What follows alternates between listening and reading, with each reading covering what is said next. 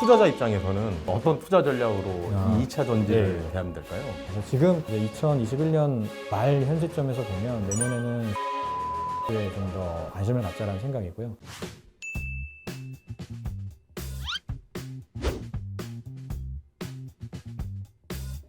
자, 그러면 이 2차 전지의 산업 생태계와 투자자 관점에서 주목해야 할 점을 한번 좀 부탁드리겠습니다. 배터리 서플라이 체인을 보실 때 업스트림, 미드스트림, 다운스트림으로 나눠서 생각하시면 좀 편하실 거예요. 케미칼 산업에서 많이 쓰는 표현인데 업스트림은 가장 원재료가 되는 광물 자원을 채굴하는 영역이고요. 그리고 이제 미드스트림은 원재료를 받아와서 정제 가공한 이후에 완제품에 들어가는 소재를 만드는 영역입니다. 한번 이제 정제를 거치는 거죠. 거기에서 이제 배터리 셀까지 만드는 게 포함이 됩니다. 그리고 이제 다운스트림은 소비자와 접점이 생기는 영역이죠. 배터리 패키징하고 전기차까지 만드는 가장 업스트림에는 이런 광물 자원 업체들이 있습니다. 광물을 채굴하는 영역부터 시작이 되는데요. 거기에는 사실 우리나라 기업들은 없어요. 앨범알이라든지 이런 광물 자원 채굴하던 기업들이 배터리 서플라이 체인에 편입이 된 것이고요. 이제 그 업스트림에서 채굴하고 나면 이게 이제 미드스트림으로 넘어와서 배터리 소재를 만들게 됩니다. 거기에서 이제 한국 업체들이 있죠. 이제 그 소재를 만드는 영역에서 크게 이제 4대 소재가 있죠. 양극재, 음극재, 분리막, 전해액이 있고요. 그리고 이제 4대 소재는 안 들어갑니다만 이제 동박이 있죠. 뭐 명칭이 좀 복잡하긴 한데요. 리튬이온 전지는 충방전을 할 때 리튬이온이 좌우를 오가면서 충전이 되고 방전이 되는 배터리인데 리튬이온을 방출해주는 분이 요 이제 양극재 쪽이고 여기에 이제 에코프로비엠이나 포스코케미칼 같은 기업들이 포진해 있는 것이고 리튬이온을 방출해주면 이제 받아줄 곳이 음극이에요. 그래서 거기에서 이제 포스코케미칼이 이 흑연을 만드는 기업이고요. 그리고 이제 그 홍로 역할을 해주는 게 이제 전해액입니다. 그 전해액 기업이 뭐 동화기업이나 엔캠 같은 상장사가 있고요. 그리고 이제 그 리튬이온이 통과하는 과정에서 이온만 통과시켜 주도록 불순물을 막아주는 게 이제 분리막입니다. 분리막이 또 이제 상장사 중에 SKIT가 있죠. 4대 소재가 모두 필요한 건가요? 배터리를 만들기 맞습니다. 위해서는? 네, 그게 없으면 안 됩니다. 4대 소재는 이제 필수적인 소재고 거기에다 이제 4대 소재는 안 들어갑니다만 동박이 그 음극을 둘러싸주는 집전체인데요. 그것도 이제 무게가 상당히 들어가기 때문에 4대 소재는 안 들어감에도 불구하고 굉장히 이 산업이 크죠. 일진 머티리얼즈나 SKC 같은 기업들이 여기에 포진해 있습니다. 자세한 말씀 감사합니다. 그러면 이 2차 전지 산업의 리스크 관련해서 앞으로의 또 전망에 대해서 좀 말씀 부탁드리겠습니다.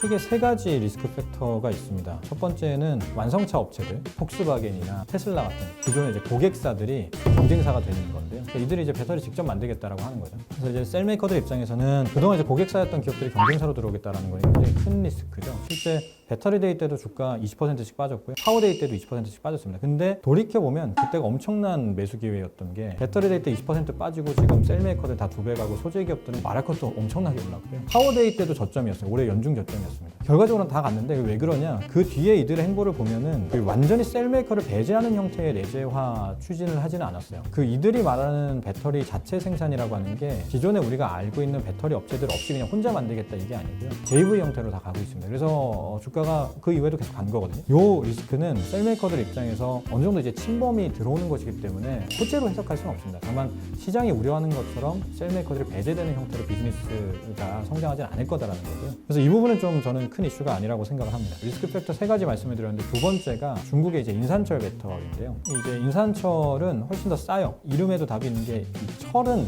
기본적으로 굉장히 싼 재화죠. 그러니까 한국 업체들이나 일본 파나소닉이 만드는 3원계 배터리는 니켈, 코발트, 망간 같은 굉장히 비싼 광물 자원들이 들어갑니다. 그래서 굉장히 비싼데 대신에 이제 3원계는 훨씬 더 길게 가고요. 인산철은 좀 짧게 갑니다. 근데 이제 가격이 싸니까 이게 지금 생각보다 좀 경쟁력을 갖춰가는 것 같아요. 원래 LFP 침투율이 작년까지 계속 글로벌리 낮아지는 추세였거든요. 원래 20% 이상이었다가 10%대까지 빠졌는데 올해 다시 20% 중반으로 높아졌어요. 이게 지금 향후에 어디까지 올라올 거냐? 이게 지금 굉장히 큰 파도고 한국 업체들 입장에서는 안 만들기 때문에 그럼 그 만드는데 비용이 적게 드는 그 인산철이라는 걸로 만든 2차 전지, 요거를 이제 중국에서 지금 만들고 있는데 우리나라는 근데 요 값싼 인산철 가지고 2차 전지를 만들지 않습니다. 그래서 이게 부정적인 영향이네요. 그렇죠.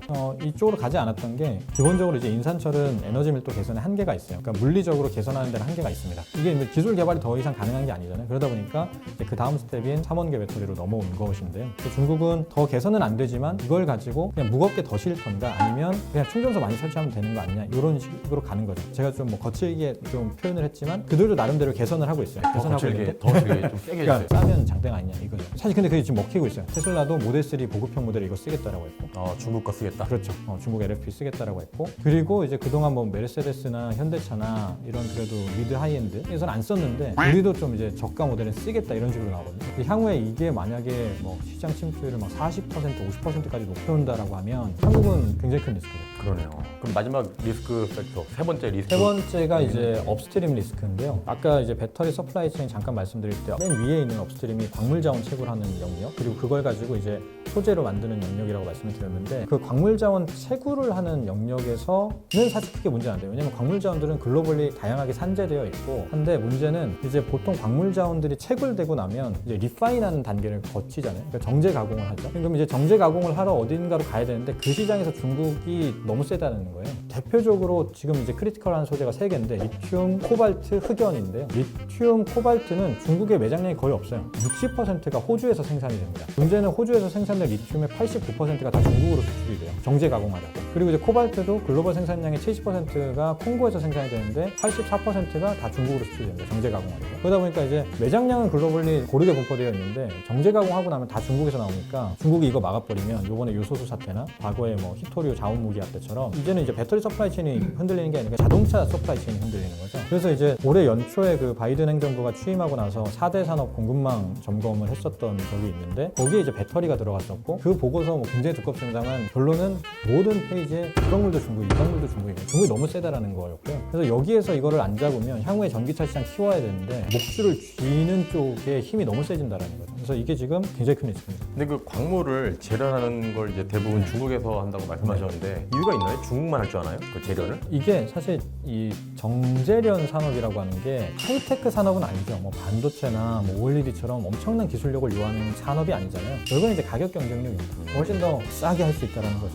마지막으로 학문적인 지식은 많이 얻은 것 같은데, 이제 이 지식을 토대로 해서 투자자 입장에서는 어떤 투자 전략으로 이 2차 전지를 대하면 될까요? 올해 좀 못 올랐던 대형주를 좀 보자라는 생각이에요. 올해 아까 말씀드린 대로 소재주들은 못 갔다라는 하는 기업이 한 2배 올랐고요. 보통 한 3, 4배씩 오른 기업들도 많습니다. 그래서 엄청나게 올랐는데, 이제 대형주들 뭐 SDI든 뭐 LG화학이든 YTD로 주가가 하나도 안 올랐어요. 근데 이제 이렇게 못 올랐었던 게 올해 수익성 개선 속도가 더뎌졌기 때문이거든요. 매년 그래도 계속 적자폭이 크게 축소되어 왔었고, 이제 올해 본격적인 흑자 구도를 예상을 했는데, 이제 예상치 않게 이제 반도체가 공급 부족이 나면서 전기차 생산 차질을 겪고 배터리 주문량도 줄어들면서 결국은 가동률이 떨어지다 보니까 예상하지 않았던 고정비 부담이 증가하고, 그러면서 수익성이 깨져버렸어요. 이제 결과적으로 셀메이커들이 올해 못 갔는데요. 이제 1월 말에 에너지 솔루션 상장하고, 그러면서 이제 퓨어 배터리 업체로서의 평가받고, 그러면서 이제 삼성 SDI도 좀 리레이팅이 될 수 있다고 보고 있습니다. 그래서 지금 이제 2021년 말 현 시점에서 보면 내년에는 셀메이커 대형주에 좀 더 관심을 갖자라는 생각이고요. 그리고 이제 소재주들은 워낙 많이 올라서 관심들이 굉장히 많으실 텐데, 지금 방향성이 바뀔 시기는 아니라고 봐요. 계속 갈 거라고 봅니다만 지인들에게도 추천을 합니다. 다만 이게